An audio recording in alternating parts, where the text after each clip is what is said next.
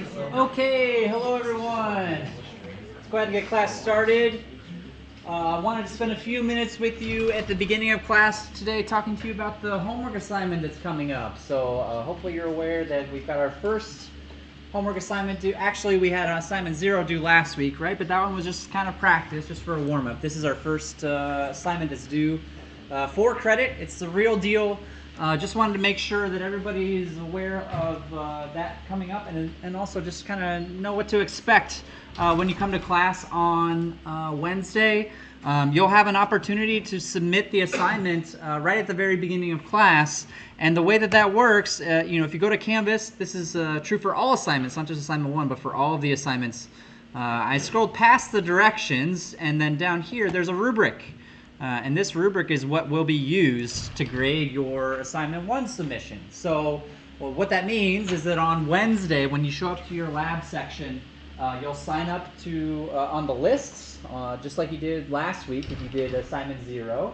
The TAs will start calling out names, and when your name is called, the TA is going to come over, and they're going to pull up this rubric, and they're going to ask you these questions, starting at the top and moving their way down. So, these are kind of easy, free points right here. You get points just for showing up and signing up for the demo properly. But then, they're going to ask you to run your code, and they're going to check and make sure that it works properly and give you some points based on how well the code works.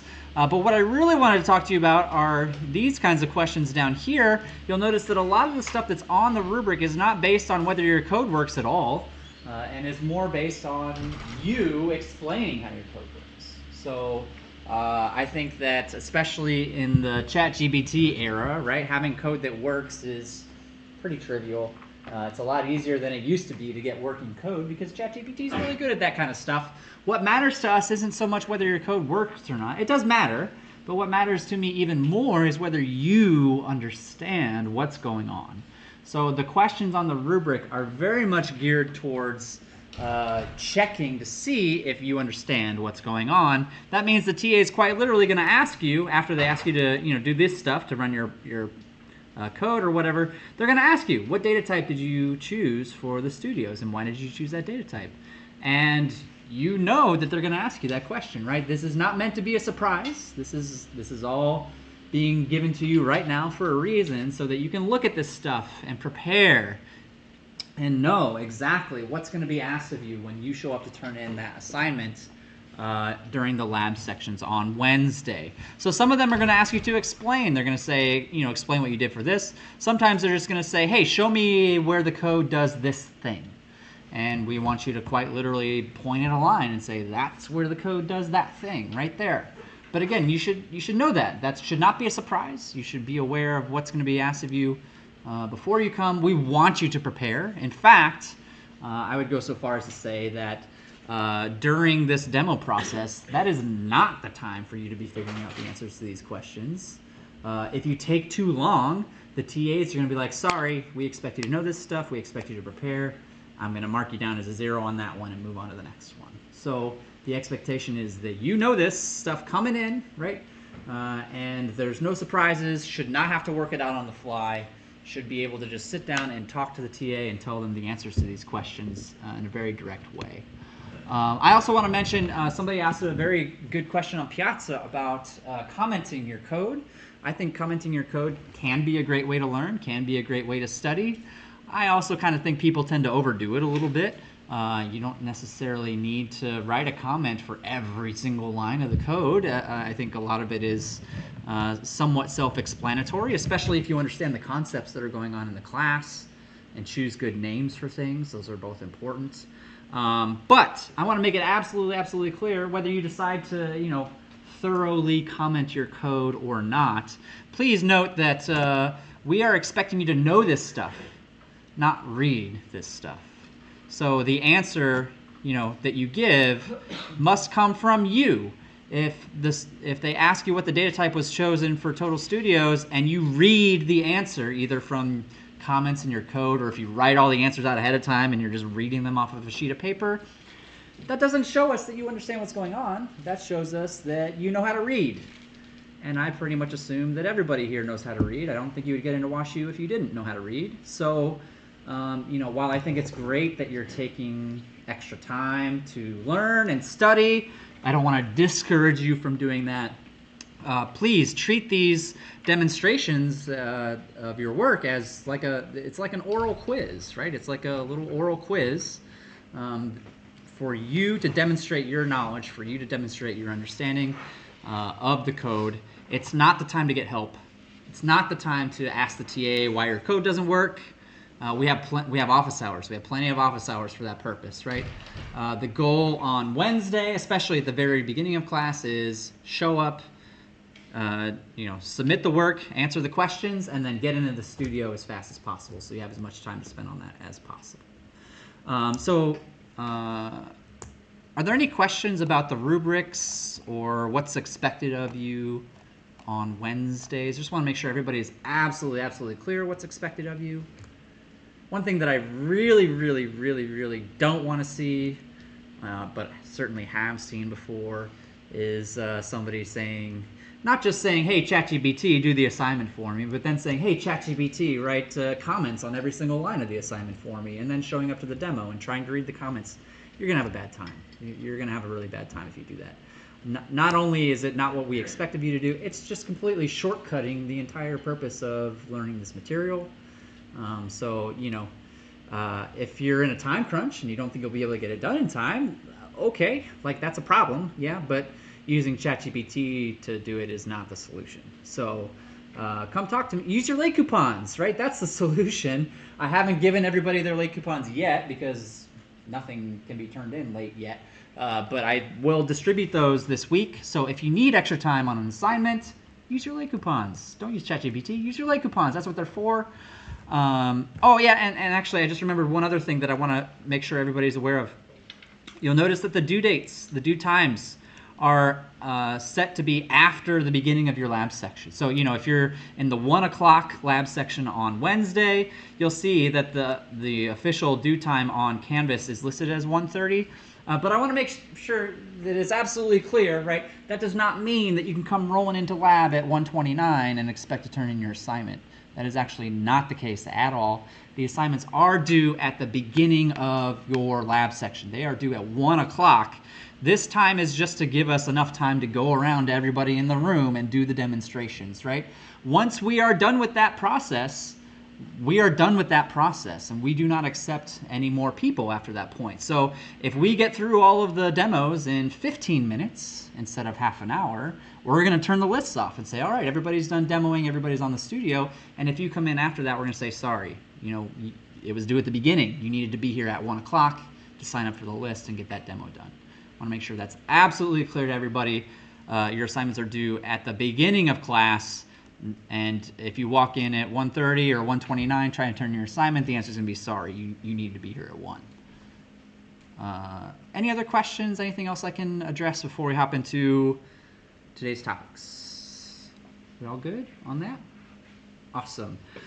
Cool. So we're going to talk about choice and iteration today are our main topics. But I kind of want to explain how these sessions are going to work since this is our first real one. The first one was just kind of a syllabus day, and then we had a holiday. So the way that I would like for these sessions to run, you were asked, and I really hope that you took a look at the Module 2 exercises before coming to class today. Now, I know it's the beginning of the semester. Maybe some of you just signed up last week. Maybe you didn't have time to go through them all for whatever reason. That's okay. You're not graded on them, right? I totally understand that. But the point here, the reason why I make such a big deal out of this is because I really don't think you're going to learn this stuff just by sitting up here on Mondays and listening to me talk about it. That's not the best way to learn this stuff. The best way to learn this stuff is by doing. So I really want you to do the exercises. I really want you to get practice with this material. When you come in here on Mondays, I'm going to ask you some review questions, some general sort of conceptual review questions, and then I've also prepared some additional exercises, ones that aren't in the, pre-class exercises, but some just for us to work on here in class. The idea is that me talking at you isn't the best way to learn. You practicing is the best way to learn. So I want you to practice before you come to class. I want you to practice in class. I want you to practice after class. I want you to practice. I want you to practice, practice, practice, practice, practice. That is by far what I believe the best way to learn this stuff is. And so I consider it my job to provide you as many opportunities to practice these concepts as I possibly can. So that's kind of how I've geared these classes to go. With that in mind, I've posted these review problems on Canvas. You'll notice a link that was not there before today. And if you click on it, you'll go to something like this, which is just like you saw to start up the assignment, right? Just like you saw for the studio. You're going to get used to this. You're going to be doing this process dozens of times over the course of the semester. If you want to follow along with me in class today, or even if you just want to work on some stuff after class, I would encourage you to go ahead and load up Eclipse and click on that link and load up the exercises into Eclipse that I'm about to walk through so that you can follow along with us. Some of them are coding problems. I'm actually going to say, hey, take 5-10 minutes, talk to your neighbors, work on this coding problem. Like that's how I want to use this time. I don't want to use it for just me standing up here yakking. I don't think that's the best thing for you or for me. I think the best thing for you is to get some practice. So let's hop in. I've already got them loaded up on my computer. As I said, I'd like to kind of go over some conceptual stuff first. So I'm going to ask you some review questions for starters, beginning with this first one. What is a relational operator? Or can somebody give me an example of a relational operator? Somebody tell me what a relational operator is. Or an example of one. I know you've probably used some of them on the studio. Yeah. Like a greater than or less than something. Perfect, perfect. So greater than or less than are examples of relational operators. Any other ones that you can think of? Those are definitely good ones. You're close, but not quite. Those aren't relational operators. Those we'll talk about in just a minute. Equal to. Equal to is a relational operator. So when I say equal to, do I mean single equal sign? What's single equal sign? Yeah. Single equal sign is variable assignment. That's right. Single equals says, I want to take this value and put it in this variable. So single equals means assignment. To do equals, to ask the question, are these two values equal to one another, we use double equals. So that's a distinction that we make, right? How do I say the opposite of equal to? Anybody know? Yeah. Exclamation point equals would be not equal to. That's right. And we can also combine some of these together if I say greater than or equal to, right? That's a thing I can say, or less than or equal to. These are the primary relational operators that I would expect you to see. And why are they called relational operators? Or you may also actually hear them called by something else. They're also called comparison operators. Comparison operators, relational operators, they mean the same thing. They're doing exactly what the name suggests, right? I'm looking at two values and I'm comparing them. Is this greater than this? Is this equal to this? So I'm taking two values and I'm comparing them. What do I get back? I look at a less than statement, right? I say x is less than y. The computer is going to tell me what in response? What's the computer going to say back to me? Yeah. True or false. So true or false are examples of what type? Booleans. That's right. That's good. So anytime I use these relational operators, I'm going to get a Boolean back. Either yes, the thing is less than, or no, it's not less than, right? True or false. So anytime you see one of these, you're going to get a true or a false back. You're going to get a Boolean back, which is a very important thing for us to keep in mind. Types matter a lot. A lot. Great. Let's talk about this next question. What's a logical operator? And now's the time for somebody to tell me something they told me a minute ago. Yeah. And, yeah. So in order to say and, we use two ampersands, right? That's the and operator. There's a complementary one that looks like this. Anybody remember what this symbol is called? That's called an or. And that symbol is it's called a pipe. The vertical line is called a pipe. It's usually above the enter key on your keyboard if you're looking for it. Another example of a logical operator would be just an exclamation point by itself, which means not. There are other logical operators that you may run into, but as far as this class goes, these three are pretty much it. Pretty much the ones that we care about. And I think it's important to talk about how these operate, right? These also have two values that they're looking at, but the value on the left and the value on the right aren't going to be numbers. They're going to be Booleans. And so with that in mind, we can actually say what all the possible outcomes are for ands and ors and nots. In fact, this is a good moment for me to remind you that at the end of every studio, I record a video of myself going through that studio. And the reason I'm telling you this is because in the Studio 1 review video from last week, I listed out what's known as the truth tables for, I know I did at least and, I can't remember if I did the or truth table or not, but I listed out the truth tables, which is basically listing out every possible combination of things that can happen. So true and true is going to give me true back out. True and false is going to give me false back out. False and true is going to give me false. And then finally false and false will also give me false. These are the only four possible combinations that I will ever use and in, right? That's it. That's all and can do. Those four combos of things. But think about what this means from a practical level. Right? I'm saying if the thing on the left is true and the thing on the right is true, then the whole expression is true. If one side is false or the other side is false, if only one of them is false, then the entire thing is false.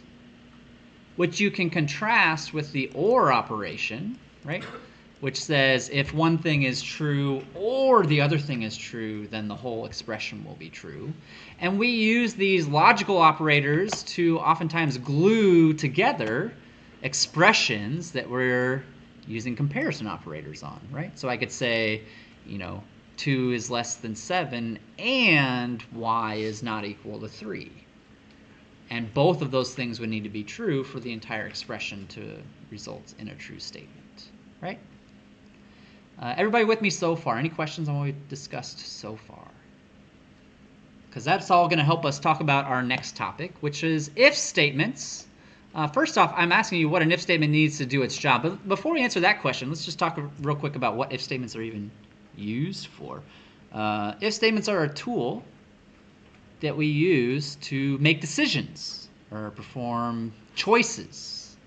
So if statements, everything we've seen up before today has been basically a straight line. Start at the beginning of the program, chunk, chunk, chunk, chunk, all the way down to the end of the program. If statements now give us the option to selectively do things. So I can skip a chunk if I want to, right? Or maybe I have a fork in the road where I either need to go left or I need to go right. I'm going to use an if statement to help me make that decision. Do I need to go left? Do I need to go right? So what does an if statement need in order to do its job? Well, I'll spot you the first one. It's actually pretty straightforward. We need the word if, right? What comes after that? Comes after the word if? Yeah, in the back. Parentheses. Parentheses, great. And then what am I going to stick inside of those parentheses? Some kind of condition. A condition, yeah. So condition is a good word to use here. The formal technical definition, formal word would be a predicate, but I think condition works just fine. But what do we know about this condition? This condition is going to have what type? What have we been talking about a lot today? See all these trues and falses up here, right? The condition that goes in here has to evaluate to a Boolean. Has to be either true or false. So I can't say, if 7. That doesn't work. 7's not a true or a false. I can't say if hello, right? That hello is a string. No, it has to be something that evaluates to be a Boolean true or false value. That can be as quite as literal as the word true, right? I can put the word true in there. You're not going to see that very often, though. That's not a very good example of an if statement. What you're more likely to see is, a relational operator. So if 2 is less than 7, that's also, I think, not a great condition, right? I don't need the computer necessarily to tell me that. I think what might be the most realistic would be to say, all right, I've got 2 variables, and x is 2 and y is 7, and what I want to know is x less than y, right? Okay. So the computer will examine the values of these variables and then compute this and say either true or false, which leads us to the next part of our if statement. What comes after the parentheses? Brackets. Specifically, these are called curly brackets. Curly brackets. We're going to be seeing these a lot in this class. And so this is the body of the if statement. And we will run this if the condition is true. So whatever happens to be inside these parentheses, if it's true, if I look at this and I say, oh, yep, that's true, then I do whatever goes in here. I do whatever is in between these brackets. If I look at this statement and I say, oh, that's false, then I actually skip. So if false condition, jump down here. So if the condition is false, it's going to skip all these and just jump down here and keep going with whatever comes next, whatever comes after the if statement.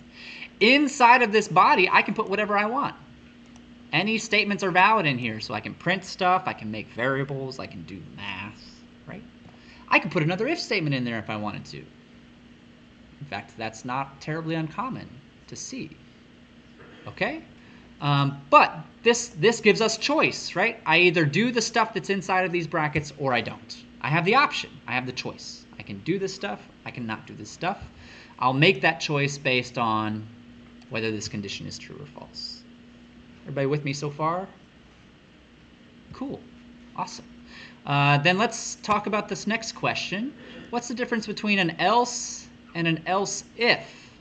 So we're still on the topic of if statements. I can actually, expand these if statements with the use of these 2 phrases, else if and else. Does anybody know the difference between those 2? This is one of the trickier concepts, I think, that we're talking about today. Yeah, in the back again. Else if you're going to do like multiple of them, and else is the last one. You're on the right track. Yeah, you're on the right track. So the way that it works, consider for a second that while I do have a choice here, my choice is kind of binary, right? I do the thing or I don't do the thing. Sometimes my choices are going to have more than 2 options, right? Sometimes I'll have 5 different paths that I need to choose from, or 10 different paths that I need to choose from, right? And so that's where the else if comes in. If I want to, I can, let me start a new one down here so it's perhaps a little less confusing. I can come down here and I can say else if, and then inside of here I would have another condition. So, if condition, do if condition 1 is true, right? Else if some different condition, do if condition number 2 is true, right? And I can actually have as many of these as I want. So I can keep typing else if, third condition. There's no limit to this. So else ifs allow me to specify additional conditions. If I have more than just 2 paths, if I have a bunch of paths, then I can use else ifs to specify, but I have to say what these conditions are. So every single one of these has to have something that evaluates to be either true or false. And so then what happens, when I'm looking at this if statement, it's going to start at this first one. It's going to say, all right, is this first condition true or false? If it's true, it does whatever is inside of here, but then it is done. I think that's also important to understand, right? It's not going to look at the next condition. If it looks at this and says, oh, that's true, then it does this stuff and it's done. It's going to move on to the end of the if statement. If this condition is false, so this first condition is false, then we jump down here and then we ask the question, all right, is this second condition true or false? If the second condition is true, then we do this thing and we stop. We stop. If the second condition is false, then we keep going. We say, all right, is this third condition true or false? If the third condition is true, we do this thing. If it's false, then we do nothing, right? If all three of these conditions are false, I'm not going to do any one of those three options, right? So let's talk about our friend else. That's the other part of this. I see else as kind of a catch-all, right? If all of the conditions fail, then do what's in the else. So the else, you'll notice, does not have a condition. The condition for the else is all of these other ones are false. So we could write that out if we really wanted to. It would be a little tedious and maybe quite long. So in practice, we don't waste our time with that. We say, all right, if this is false, and this is false, and this is false, then just do what's here.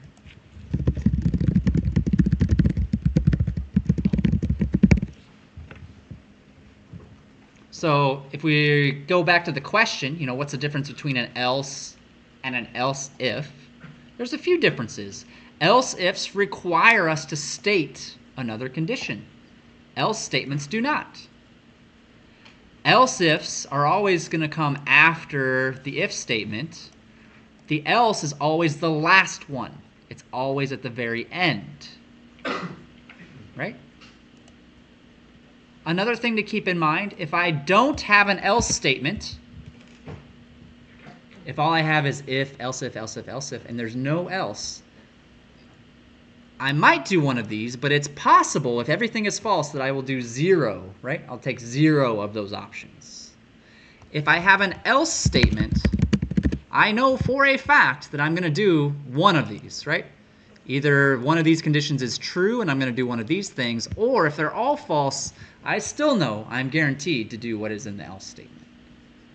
So anytime you look at an if statement, right, you have the option of doing as few as 0 of the options, or at most 1 of the potential choices that are presented to you. And it all depends on what the conditions are, whether there's an else statement present or not. And to kind of, build on that idea, right? Who decides whether there's an else statement or not? Who decides how many else if statements there are? Well, that's you. You are the programmer. You are the one writing the code to solve a problem. So it's up to you to write the if statement in such a way that matches the problem that you're trying to solve. If the problem you're trying to solve has you picking between 3 different options, right, then I'm probably going to have an if statement that allows me to pick between those 3 different options. And it's up to me as the programmer to recognize that fact and know, all right, there's 3 choices here in this problem. I'm going to write a if, else if to detect those 3 different conditions and proceed accordingly. That's our job as programmers to make those decisions. Any questions about ifs and else ifs before we move on to the next one? All right, great. Let's talk about loops. So we talked about how if statements are used to make decisions. If statements allow us to make choices, right? I no longer have to do all of the code. I can skip over some code if I want to, or I can only do some things in certain situations. Loops are used to perform repetition. So I use loops whenever I want to repeat the same section of code many times, multiple times. You actually don't need loops to do that, right? You could also copy-paste the same section of code many different times, but I hope you would realize that actually that gets very unwieldy very fast. If I want to repeat something 100 times, copy-pasting something 100 times does not sound like fun. It sounds terrible. It sounds awful. So what we can do is we can write it once and then use a loop to repeat that thing 100 times instead. That's much more efficient, much more effective. We described 2 different ways of writing loops. There are for loops and there are while loops. So I'm actually going to start with the for loop, which of course starts with the word for. And we have parentheses after that. And inside the parentheses we have 3 parts. There are 3 parts. Can somebody tell me what one of those 3 parts are that I would expect to find as part of a for loop? Anybody have an idea? Yeah. First, initialize I love that. Yeah. So in English, yeah, I'm glad you said it in English and not in code, although we'll take a look at code too. The first thing that we're going to do is initialize. Initialize. Spelling is not my strong suit. We're going to initialize, or initialization. Yeah, that's a good one. So the first thing we have is an initialization. The second part, anybody know what the second one is? Yeah. Set the bounds. A bounds, or I would say use a word that we've already been using today, which is a condition. It's a condition much like the conditions that I've been talking about up here. The difference is that this condition specifies when the loop should stop or keep going, right? If this condition is true, we keep going. If the condition is false, the loop stops. No more repetitions. So as long as this condition is true, keep repeating. Keep repeating that thing. And then the third one. Anybody know what the third one is?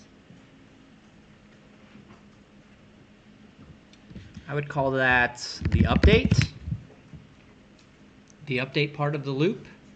So if I wanted to write out something that's, actual code instead of this not real code here, I could write a loop that looks something like this, where I'm going to initialize my loop variable called I. This is what I would call my loop variable. I'm going to start that at 0. So the first value for I is 0.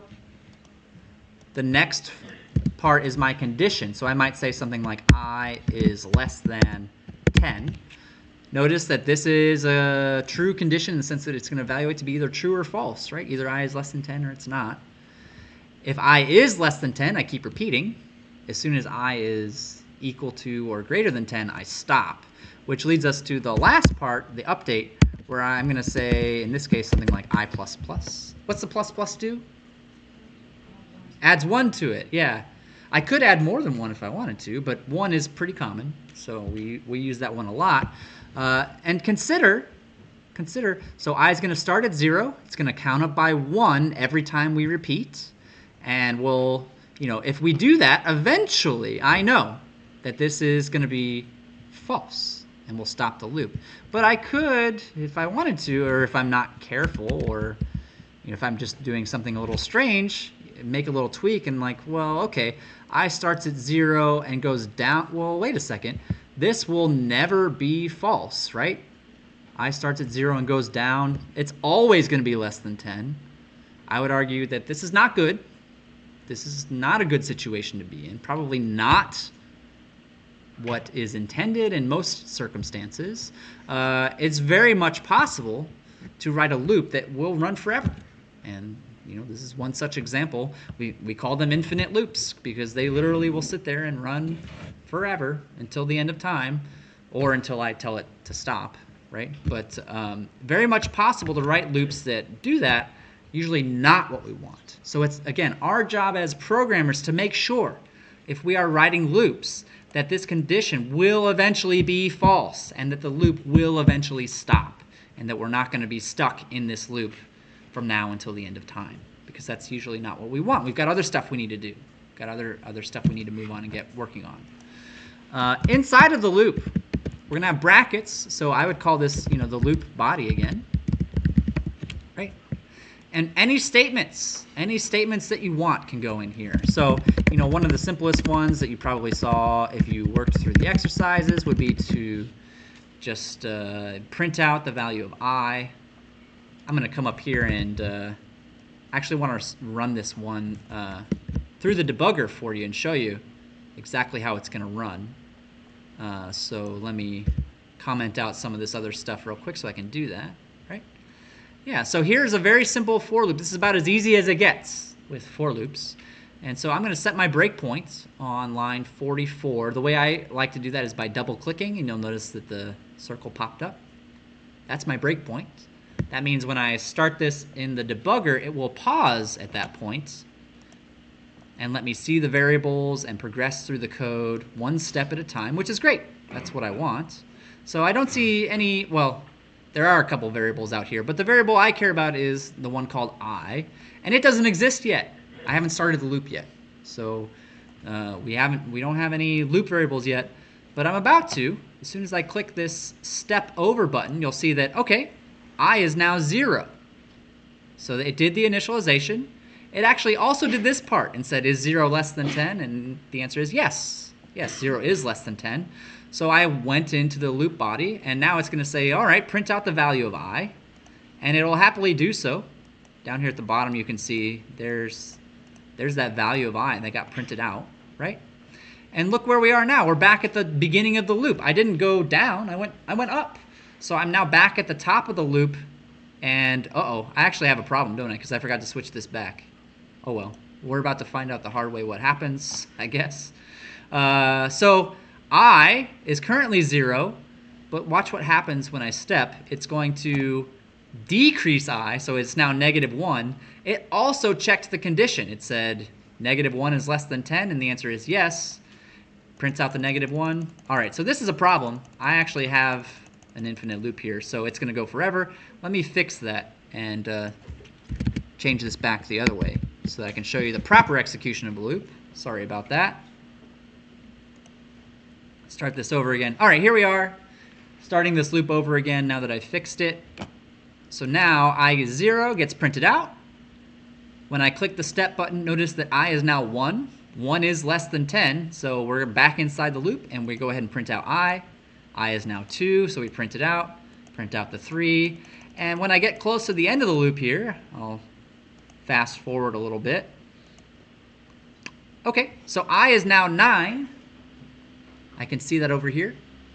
I'm going to add 1 to it. That's going to make it 10. It's going to check this condition and say, is 10 less than 10? The answer is no, it is not. 10 is equal to 10. It is not less than 10. So that's going to tell the loop that it is over, and look at where I go next. I'm done. I'm not in the loop anymore, right? It jumped after the loop. If there was more code here, it would have done more code, but there's not more code, so we're just done. There's nothing else left for us to do. So every time we go through the loop, it's going to run the update and then perform this comparison to see if it needs to keep repeating or not. That's how these for loops work. I want to also point out, too, that while this is a pretty classic loop, right, I don't have to print out I here. I can print out, anything I want. I can print out the word hi, and what's going to happen? I'm going to see the word hi get printed out 10 times, right? So any valid statements are good here. Even though, I think maybe this is important to point out as well, even though I'm just printing out the word hi 10 times, keep in mind that my loop variable, I, still is doing exactly what I told it to do, starting at 0, counting up by 1 until it is greater than or equal to 10, in which case the loop stops. So, I tweaked what the loop does a little bit, but the way that the counter works is still exactly the same. Still doing exactly the same thing. And let's contrast that then with the other type of loop. That's kind of the next question down here. What's the difference between a for loop and a while loop? And they do a lot of the same kind of thing, but there are some differences to be aware of as well. With a while loop, I have the word while and I have parentheses. But inside the parentheses, there aren't 3 things. There's just one. Just one of these 3 things is going to go inside those parentheses. Which one of the 3? Yeah. Just the condition. So for a while loop, it's just the condition. And if I wanted to, I can try to replicate this loop using a while loop. So let me put the condition here. While I is less than 10. If I want to try and make this while loop mimic the for loop, I still have the same 3 pieces. They just go in different places. So this initialization is going to go here before the while loop starts. And then the I++ is actually going to go inside the loop itself. I'm making the argument now that this while loop and this for loop are both going to run exactly 10 times, starting from 0, going up to 9, and then stopping whenever I gets to 10. Hopefully you can see that. Hopefully you can see where those 3 pieces are and how they correspond to each other, right? Which kind of brings us to the last conceptual review question on our agenda for today. When should you choose one type of loop over another type of loop? When should you choose a for loop over a while loop? When should you choose a while loop over a for loop? The good news is that In many situations, it doesn't matter. So in a lot of the situations that you run into, whether you use a for loop or a while loop, it's not going to make any difference. They'll both get you there. If you find yourself in that situation, which one should you use? Whichever one you like. Whichever one you like the best. Whichever one you're most comfortable with. Whichever one you feel is going to get you to the solution with yourself making fewer mistakes, right? That's the one you should choose. But there are some situations when a for loop is, considered the best choice, and when a while loop is considered the best choice, the most appropriate choice. And it all has to do with the number of repetitions. So if we know for a fact that I want to repeat something 10 times, 100 times, 1,000 times, or even if I don't know the exact number, I just want to repeat something X times, right? That is considered for loop territory. If I know exactly how many repetitions I want, that's considered a task for a for loop. Can you do it with a while loop? Yeah, sure, absolutely. But that's kind of what for loops are for. That's kind of the whole point of having these three pieces combined together in the loop definition. If we do not know how many repetitions we're going to need, then that is a situation in which a while loop is considered the best one, which probably has you thinking some other questions, like how would I not know how many repetitions I need? Well, consider, the simplest example that I have is one that you're probably going to run into actually on the very next homework assignment. Consider, let's say I have a program where I need you to type in a number. I need you to give me a number in order for my program to work. And furthermore, I need that number to be positive.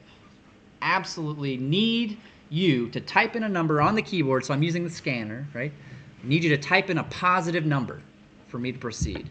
Well, as much as I want you to type in a positive number, there is absolutely nothing stopping you from typing in a negative number, right? I can't physically stop you from giving me a negative number, even though I want a positive number. But what I can do is say, oh, you typed in a negative number. I don't want that. Please type in a positive number. And you might see that and be like, well, I know you want a positive number, but I'm going to type in another negative number, right? And you can't stop me. How many times am I going to type in that negative number before I'm like, all right, I get it. You want me to give you a positive number. As many times as I want. You can't predict it. I may not even be able to predict it, right? How many repetitions will that take? Who knows? Who knows? But a while loop is good because I can say something like, while the number they've typed in is negative, ask them to type in a positive number, right? And that way, if they give me, 10 negative numbers, it'll work. If they give me 0 negative numbers, it'll still work, right? Because the first number they type in will do the trick and get me past that little barrier, right? But a while loop is good because now I'm prepared for however many times they want to ignore me. Yeah.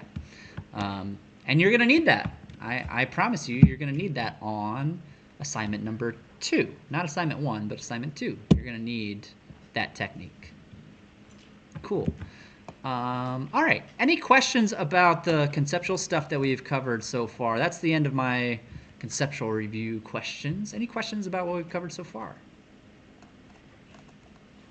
So then for the last, half of class, or about halfway through, I would like to, as I said, spend as much time getting you practice as possible. However, I also want to take a moment and just offer, I asked you to do the Module 2 exercises before coming to class. I know that, some of you may have taken a look at them. If you got stuck on one of them or were confused by one of them, I'm happy to go through some of these exercises for you now in class, if there's any in particular that you wanted me to see. So if anybody has one, feel free to shoot up your hand and be happy to go through any of them. If I don't see any hands, as I said, brought some exercises for us to practice and work on, but I just want to make sure if anybody's got lingering questions from the prep work that I asked you to do today, I want to make sure you have an opportunity to ask them or see a solution, if that's what you would like. Yeah? I think I had a question about Module 1. Okay. Is that all right? Sure, yeah, go ahead. I'm trying to find the specific part, but it was the question about like, oh, this integer is too big. Mm-hmm. Rewrite this code to make it so that it works, or like use the right kind of data set to, or sorry, I can't quite remember which one it was. I'm trying to look for it right now, but it was about like an integer being too big. An integer being too big. Yeah. I'm trying to think about where. It's probably this one. Yes, yeah, it was that one. Mm-hmm. Yeah. So I'm glad you asked this one. Yeah, this is an interesting question. I think we would have run into this one sooner or later anyhow. But so this is saying that these numbers are outside the scope of an integer. What that means, actually, consider that while, yes, numbers are infinite and I can count as high as I want to, practically, that's not possible, right? Computers are finite, so we have to stop somewhere. What that means is that there is an upper bound and also a lower bound on the numbers that can be represented as integers. I don't know. So like the largest integer that can be represented is 2 billion and something. I don't know what the and something is, right? You can Google it if you want to know what the exact value is. Is it like one less than this maybe? I don't know. Or two less? Okay, well, it's apparently this number is bigger than, this is saying that this number is bigger than the maximum integer that we can possibly have. Again, I don't know what that largest int Java. It's 2 billion something. 2,147,483,647. That's the largest integer value that you can have in Java. It does depend a little bit on the language you're using and stuff. But as soon as I give it a number that it can recognize, everything's happy, and the negative is probably the same in the negative direction. Yeah, there you go. So this is the largest value that can be represented and the smallest value that can be represented. If you try to go over this value, so let's say I have this value, right? And on the very next line, I say, ID is equal to ID plus 7, right? So I'm taking this number, which I'm telling you is the largest one that I can possibly have, and I'm trying to add 7 to it. What it's going to do is it's actually going to wrap around. So I can actually show you what'll happen. It's going to perform what's called an overflow. And if I print out that number after I add stuff to it, you'll see that I get a surprising value back out. I get a negative value back out. It went from the largest positive value. As soon as I add 1 to that, it actually goes all the way to the lowest negative value and then starts counting up from there. So that's what's called an overflow. That's usually a bad thing. We usually don't want that. It's part of our job as programmers to understand that, oh, if I go over 2 billion something, then I run the risk of overflowing my numbers, which might lead you to the next question. What if I need a number bigger than 2 billion something, right? There are multiple answers to that. One is that there's another data type that I haven't talked to you about and will not be on the exam, by the way, but since we're sort of on the topic, there's a type called a long. So longs can go up to this number. Oh my gosh, what is that number? Thousands, millions, billions, trillions, quadrillions, 9 quintillion. So, okay, yeah, you bought yourself a bit more space, right? What if I need a number that's bigger than that? I mean, that's not an invalid question. Certainly numbers bigger than that exist. The answer to that question is one that I'm going to have to put a pin in and talk to you about later on in the semester because it's a little bit outside the scope of what we're talking about right now. But, yeah. That's something to keep in mind whenever we're dealing with ints, is that there is a maximum. You're unlikely to run in this class. It's not going to be too much of a problem, but it can be. It definitely can be. Good question. Any other question? Any other exercises you'd like for me to walk through real quick before I hop into some of these exercises that I brought with me today? Yes, over there. Okay, yeah, so I kind of expected some questions to be asked about this. In fact, that was true for the last one as well. I would say, I mean, on the one hand, I understand why people would ask me questions about these things. A lot of it has to do with, what I'm highlighting right now that says index of and substring. I would say if that's the reason why you're asking me to go through if that is the reason why you are asking me to go through these examples because you're confused about how these kinds of things work, I would actually prefer maybe not to go through these examples for that reason, because I am much more concerned on just the basics, how do while loops work, how do for loops work. These are some of the most complicated examples from today. I do admit that, but I think that a lot of them can be determined by careful reading of both the textbook and also the information that's been provided to you, as well as walking through the code in the debugger, which is, I actually went through this one in the period just before this, so I kind of already have it set up for that purpose. So for this first one, you can see the task is that I have numbers in here. I have a number 1 in here, and those should be L's. That should be the letter L. So it wants us to go through and replace anywhere I see the number 1 with a letter L. And it does that by performing some operations on this string. First, asking, what is the position? That's what the index of command is. What is the position? Where does that show up? And that quite literally means, from the beginning, how many letters into it is that? That's what the index is. We're going to actually talk about indexing a lot more next week. So I think this example will make a lot more sense next week when we talk about arrays. And then down here, it's quite literally chopping off the first part and the last part and then using, what's this operation called? It's not addition. It's concatenation, because we're using strings here, right? So the type, since I see a string here, that tells me that this is not addition. Since I'm using this with strings, that tells me it is concatenation. Let me run through this once for you in the debugger, and then hopefully that'll help explain kind of what's going on with this example in a little bit more detail. The first thing that it's doing is it's saying, while there are still ones left in the string. So it's saying, all right, can you find a 1 in there? If the answer is greater than or equal to 0, that means there is a 1. If this gives me back a -1, it actually tells me that right here. If no such value exists, then I'm going to get a -1 back. So if I see a -1 here, I know that there are no more number 1s in there, and I'm done. This loop will stop. But if there are ones to be replaced, then it's going to look up where in the string it can find that number 1. So it's saying, all right, tell me where to find the number 1, printing that one out. Now if we take a look at how it constructs this, it's saying give me everything from the beginning of the string up to where you found that letter. So if I look in the debugger, the first part says have a, and it stopped right before the number 1. So it's quite literally everything up to but not including that number 1.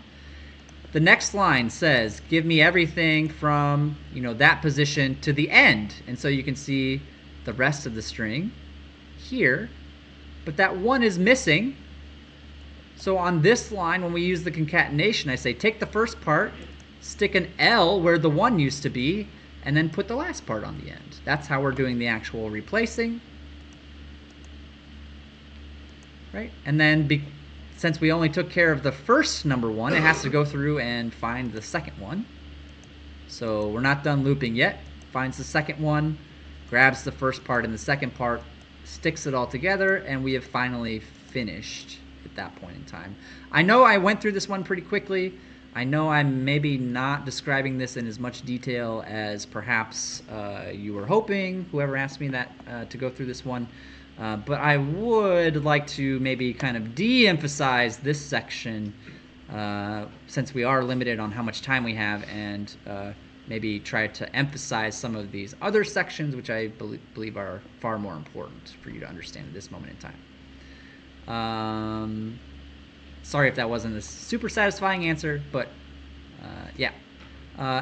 Last call if there's any final examples, especially from the non-strings section that you would like to see me go through.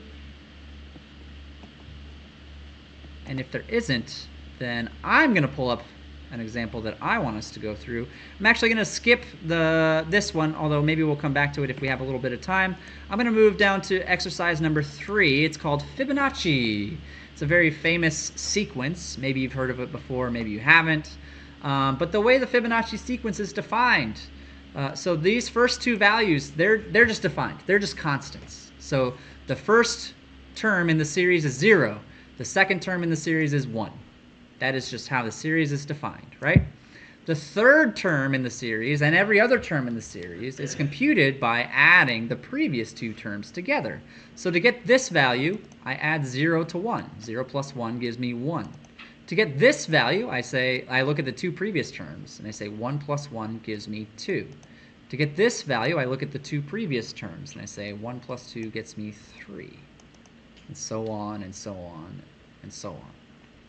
So the task at hand here is to write a program that is going to print out the first 50 numbers in this series. I would like for you to try and work on this right now. I'm going to give you, 5 or 10 minutes to work on this problem. Talk to your neighbors. You don't have to do this by yourself. Make some friends. Talk to your neighbors. I'm going to be walking around. If you get super stuck or you need to push in the right direction, you're welcome to flag me down. But at around 3:30 something, I'm going to walk through this solution with you all together as a group. So, yeah, that's your task for now. I'll be around. Let me know if you have any questions, okay?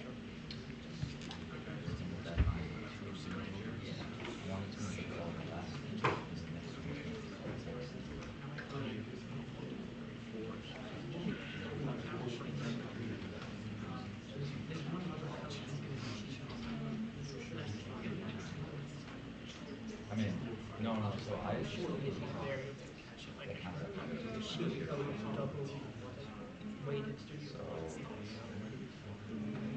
Okay, so it looks like your window got screwed up, but we can reset it. New window. I mean, I would just take a while. The window name? Personally. Yeah, it's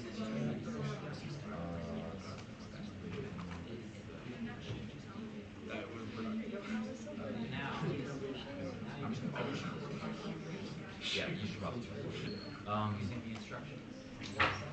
where does this no. Okay. So for entire So everything is on campus. So hopefully you can have recorded Now, the only thing we really missed is the studio last week. That information I need to find zero meters The number for it, like 0 and 1, added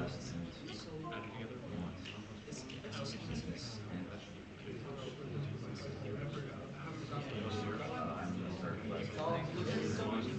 That's 0 and 1. Why are you going backwards? 1 plus 1 equals 2. I think you should watch the video very much in the video. Very much in the video.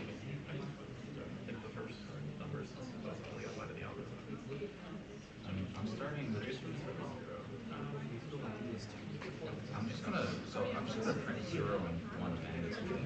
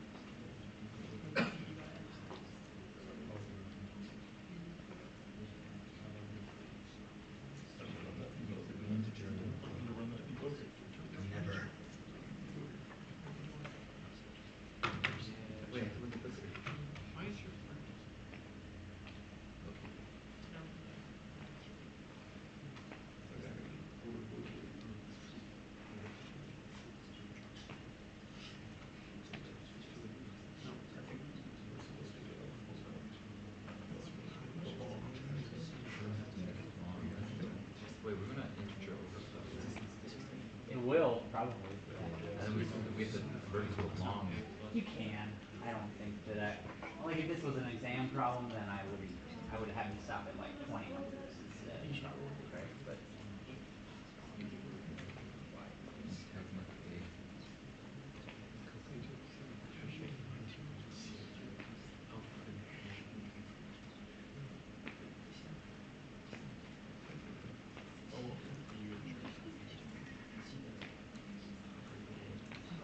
one or two more minutes on this one before I'm going to start going through.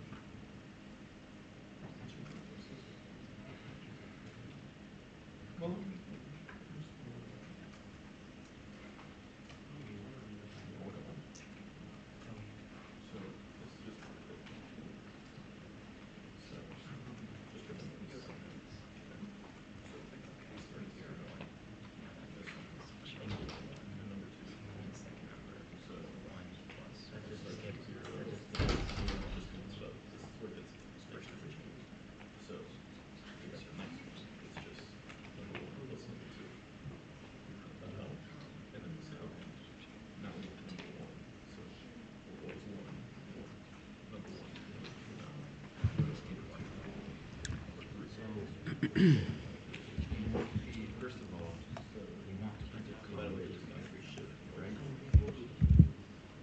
I'm just doing print line. In other words, I could just do print that.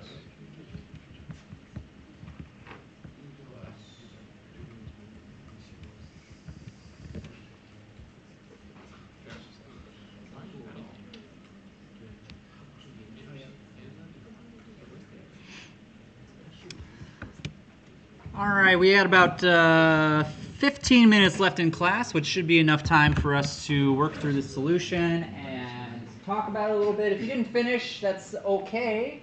Completely understand. I mean, this is the first of many problems that are really. I mean, all problems that I ask you in this class are kind of the same in terms of how you start out.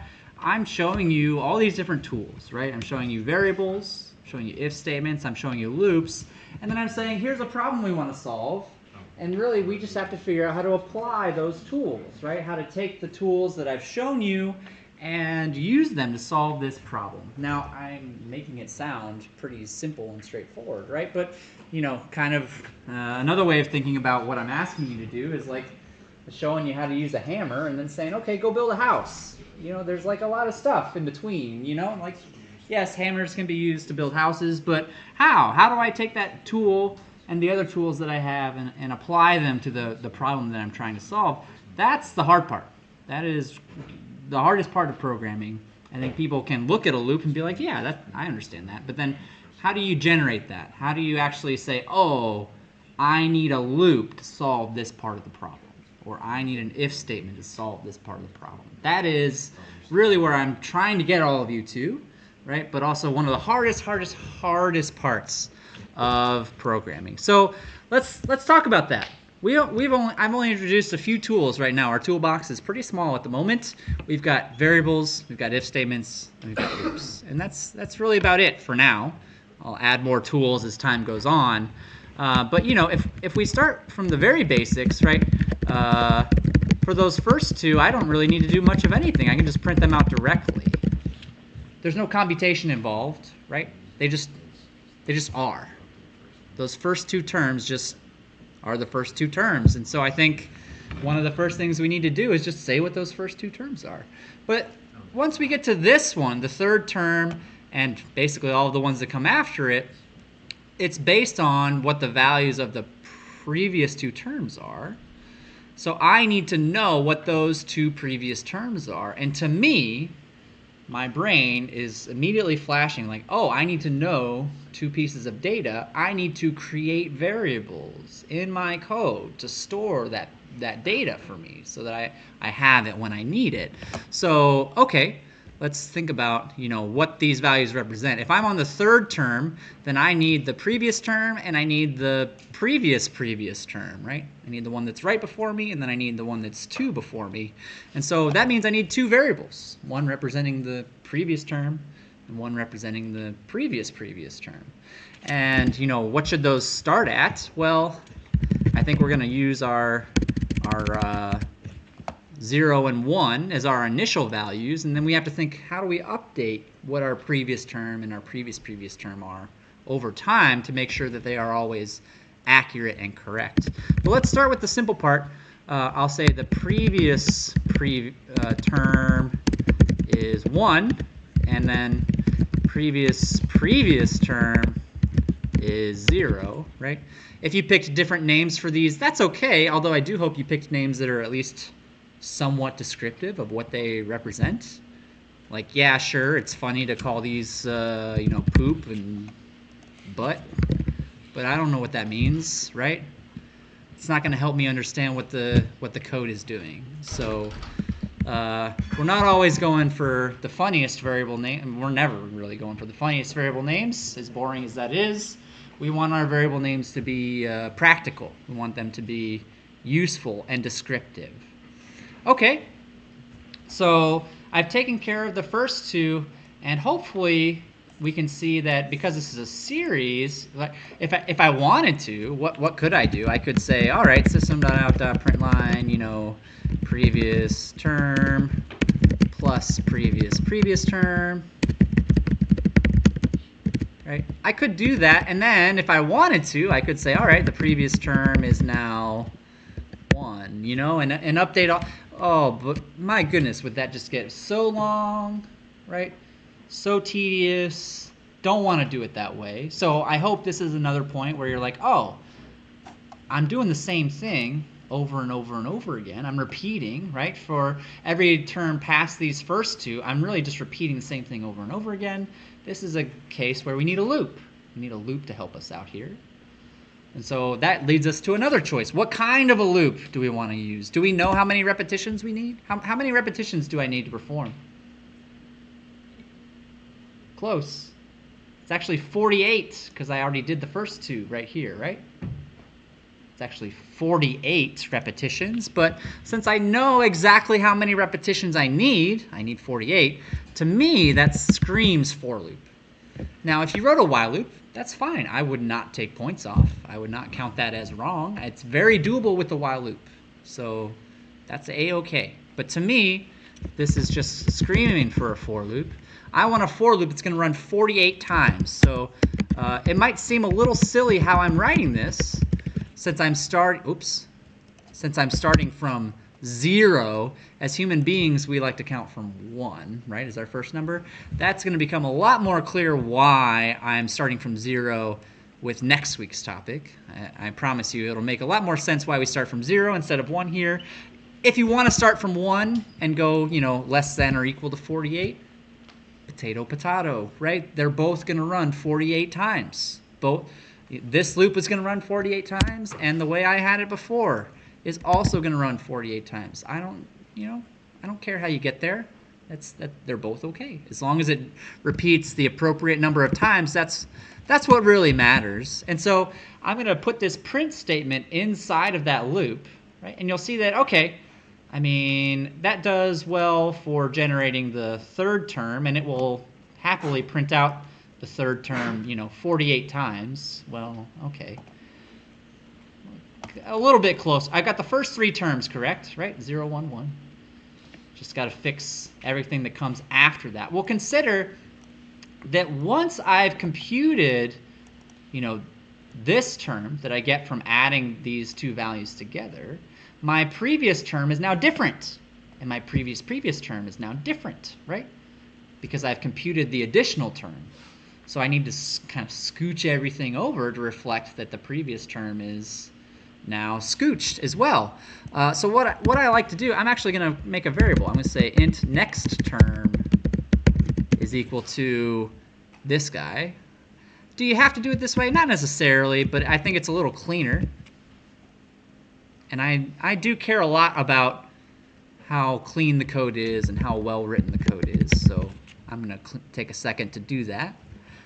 So the claim that I'm making is that new term computed must update previous and previous, right? I've added another term to the series, so the previous term is not the previous term anymore, right? Because there's an additional term that I didn't have before. So I just computed this value. My previous value was here, but I actually now want it to be this one, right? I actually want it to be the term that I just computed. So in other words, I can say previous value, or previous term is equal to the next term. And that would mean that the previous value, so it used to be 0, I now want it to be this one, which is the previous term, right? So if I say previous term equal to previous term, I'm trying to shift. I'm trying to say that, okay, these were my two previous terms. I computed the new term, and now these two are my previous terms so that I can compute the next value in the term, the next trip through the loop. I made a mistake, though, somewhat intentionally. I want to show you, what happens when I try to run this. Kind of close to the answer a little bit, but also not. I got the first three numbers right. All right, 0, 1, 1, but then, oh, wait a second, that's wrong. Oh, no, that actually is correct. 1, 1, 2, this is the one that's wrong. That should be 3. But it's not. And you can see it's actually just going up 4, 8, 16. It's just doing it's just squaring. So that's not the Fibonacci sequence, but where did I go wrong? Well, let's run through the debugger. I know where I went wrong, but if you're faced with this situation, it may not be immediately obvious to you what the problem is. So, set a breakpoint. I set mine on the loop on line 20 here, and let's see if we can't figure out where we went wrong. Here I am on line number 20. I can see the first two numbers have already been printed out, and I know that things didn't get wrong until I hit, like the third or fourth term. So, this I expect to work out. The next term is 1. That's correct, right? The previous term gets updated to be the next term, and then the next, it updates the two values. Okay. Here, it's computing the next term as 2. That's also correct, right? So 2 is the next term in the series. But this is where things are going to start to go wrong. So you can see that this is where my two previous terms currently are. The first one says take this variable and put the 2 in there. So that's going to switch to be 2. Right? And that's actually not bad. But the problem is that when I try to update this previous term, look what I'm setting it to. Well, hang on a second. I just changed what the value of this is. I just changed that value, right? So it's actually going to use the 2 that I got. But that's not what I want. I want one of them to be 2, and I want one of them to be 1. This is a very, very, very simple seeming mistake that can be fixed with a simple swap of these two lines. It might seem like that's a minor change, but it matters, right? It absolutely matters. If I run this code after swapping those two lines, we'll take a look and see 1, 1, 2, 3, 5, 8. There we go. That's the Fibonacci sequence. But I really want to make sure you understand why, right? Why switching those two lines made a difference. Notice that after I print out the first couple of terms, here I'm now saying the previous term is going to be what the previous term used to be. So I'm saying take this and move it over to here, and then take this and move it over to here. The order matters a lot. If I change what the previous term is first, then that's going to affect this line of code accordingly. So the order definitely matters for this problem in order to get it out right. And then as somebody else mentioned as I was walking around, this is an overflow. We've overflowed ints. longs are not officially covered in the text. They won't be on the exam. So, you know, if the official solution to this problem is don't print out 50 numbers, right? Stop at 40 instead or something, right? But if you are unsatisfied with that and you want to use something that's can do more work than integers can, switching that to be a long would actually allow you to keep going. But it only kicks the can down the road, right? Eventually you're going to hit the maximum for that value too, and then you need a different solution. But that's outside the scope of today's class. And we're out of time. I'll stick around for a few minutes if anybody has any questions on this. I know we didn't get to all of these exercises, but you know, practice. Please practice. Do these other ones. If you want to ask about them on Piazza, come into my office. I'll go through them with you. Be happy to do that. Practice is the best way to learn. So please get your hand on the keyboard and do as many of these as possible. And I'll see you in the labs on Wednesday. Have a good week, everybody.